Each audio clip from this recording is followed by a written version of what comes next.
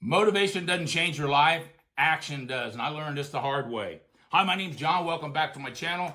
As I've been sharing over the last few videos, as you know, is I was diagnosed with prostate cancer in late 2024, had my prostate out, and then I had 36 sessions of radiation. Why do I want to share this story? Is because this channel has always been about personal development, books I've read, things I've learned, and things that I've implemented in my life. And I want to share with you exactly how I've used those same things to now become cancer-free.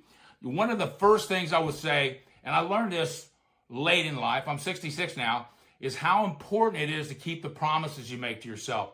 So one of the things I said is I refuse to negotiate with myself. When I say I'm going to do something, I'm going to do something. You've got to get in the habit of that. Or don't say you're going to do it. If you're going to take your wife out for a date night, you take your wife out for a date night. If you're going to eat clean, eat clean. So for me, as soon as I was diagnosed with prostate cancer, the very next day I started 75 Hard. And you can look that up. It's part of a Live Hard program by Andy Frisella. I've done it 3 other times, and I knew I wanted to complete it the 4th time. But this time I knew I couldn't complete it. So I was starting 75 Hard, which is 75 days of basically it's 2 workouts a day for 45 minutes. One has to be outside. They have to be 3 hours apart. You have to drink a gallon of water. You have to take a picture. You have to read 10 pages of a personal development or business book. And you have to eat a clean diet. And you got to stick to a diet for 75 days. Now, I was starting this the day after I was diagnosed with prostate cancer. And so I knew I wasn't going to finish, but it was so important to me to keep a schedule because I knew whatever I focused on would expand. Motivation comes and goes, but systems don't. And we've all heard set systems. Your life will always lower to the level of your systems. And that is so true. So the biggest system that I kept in place, at the end of each day, I do something called an end of the day routine. I cash out. And I have something called a rhythm register, which I have in a journal that I get from Darren Hardy each year. It's how I do my goal setting. And so I was going to track that. And plus I have the 75 Hard. So I got up the next morning and I started 75 Hard. But how I set that up is I do something called organizing tomorrow today. Okay? So basically what you're going to do is you're going to schedule your next day the night before.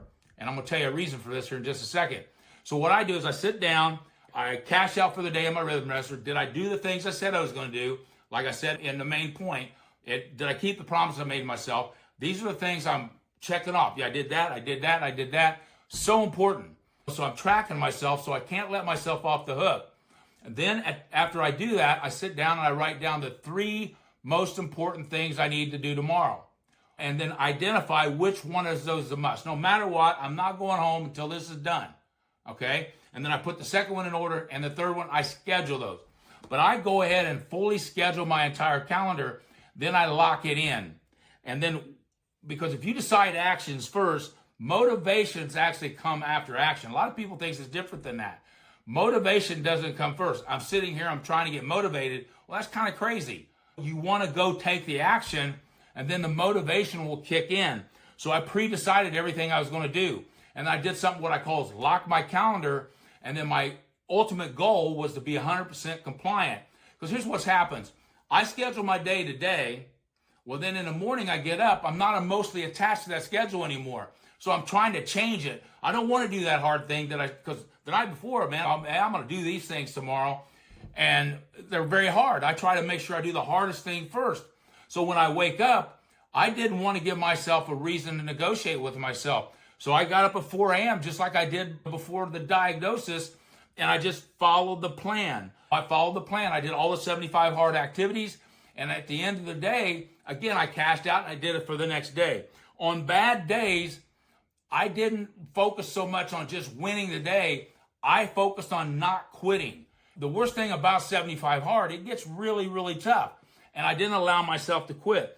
The fatigue got massive. I remember when I was doing the 36 sessions of radiation, I got to day 44 on 75 Hard because when I started 75 Hard again after the prostate removal was about 3 weeks later because you're supposed to stay 4 to 6 weeks. I wasn't good at the 4 to 6 weeks thing. So I started earlier. So I started 75 Hard again. And I got to day 40 where the fatigue got overwhelming and I wouldn't allow myself to quit. So I'd go in and do radiation in the afternoon, come home, and then I'd go do my outside walk.